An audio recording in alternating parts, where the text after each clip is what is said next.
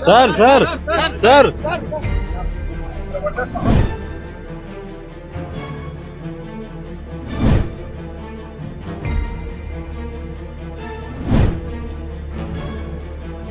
राज्यपाल से मुलाकात करने के लिए पहुंचे बीपीएससी चेयरमैन लगभग जो है वो 15 मिनट तक राज्यपाल से मुलाकात करने के बाद जो अध्यक्ष हैं वो बाहर निकलते हैं। और देखिए किस तरीके से जब उनसे यह सवाल पूछा जाता है कि आखिरकार राज्यपाल से क्या कुछ बातें हुई, लेकिन उनके हाथ में एक पेपर होता है और उस पेपर को ही वो पढ़ते हुए निकल जाते हैं। दरअसल बीपीएससी के जो अध्यक्ष मनु भाई परमार हैं, उन्होंने सीधे तौर पर मीडिया से नहीं बात किया, बल्कि जिस तरीके से पहले से लगातार जो चर्चा चल रहा है बीपीएससी को लेकर कि एग्जाम की मांग कर रहे हैं जो अभ्यर्थी, लगातार इस बात को लेकर आज ही एक डेलीगेशन जो है वो एक नेता पप्पू यादव जो है वो मुलाकात करने के लिए पहुंचे थे और उन्होंने राज्यपाल के सामने ही उन्होंने बीपीएससी अध्यक्ष के जो है वो बातचीत किया राज्यपाल ने। और उसके बाद आज जो मनु भाई परमार हैं वो पहुंचे राजभवन और देखिए 15-20 मिनट तक तमाम इन दोनों में बातचीत होती है और उसके बाद जो है मनु भाई परमार सीधे बाहर निकल जाते हैं जो बीपीएससी के चेयरमैन हैं।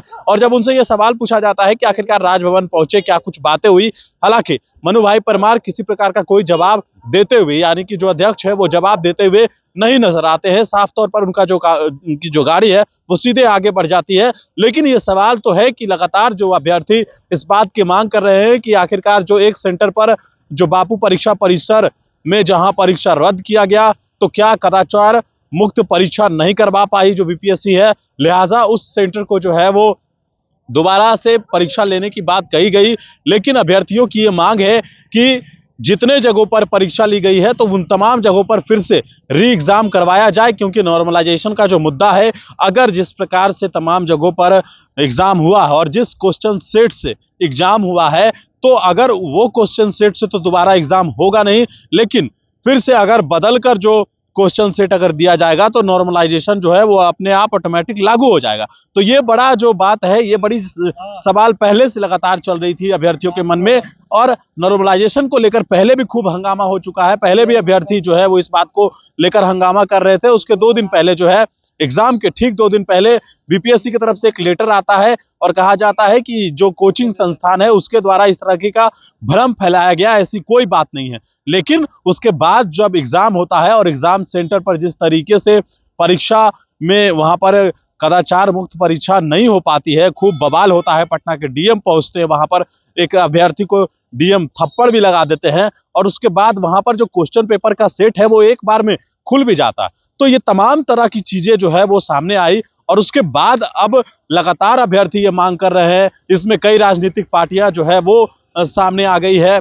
इससे पहले कल की अगर बात करें तो कल अभ्यर्थियों के ऊपर खूब लाठी भी बरसाई गई। इससे 2 दिन पहले भी अभ्यर्थियों के ऊपर जो है वो बीपीएससी के गेट पर तमाम अभ्यर्थी पहुंच चुके थे। वहां पर जो है वो धारा 144 लागू होता है, लिहाजा वहां पर भी पुलिस प्रशासन ने उनके ऊपर लाठीचार्ज किया। और कल डाक बंगले चौराहे पर अभ्यर्थी जो है वो किसी के बहकावे में या फिर जो नेता थे वो उनको ले गए और वहां पर तमाम अभ्यर्थियों के ऊपर वाटर कैनन का इस्तेमाल किया गया, लाठीचार्ज की गई। और उसके बाद अब जो मुख्य सचिव है अमृतलाल मीना, उन्होंने अभ्यर्थियों को कहा कि हम बातचीत करने के लिए तैयार हैं। लेकिन अभ्यर्थियों का यह कहना था कि हम सीधे मुख्यमंत्री नीतीश कुमार से बात करेंगे। लेकिन मुख्यमंत्री नीतीश कुमार तो कल ही सुबह में ही वो दिल्ली चले गए। लेकिन जो नेता दिग्भ्रमित कर रहे थे वो यह कहा जाए कि गांधी मैदान से निकलकर मुख्यमंत्री आवास तक पहुंचना चाह रहे थे, मुख्यमंत्री से मुलाकात करना चाह रहे थे, लेकिन मुख्यमंत्री तो है ही नहीं।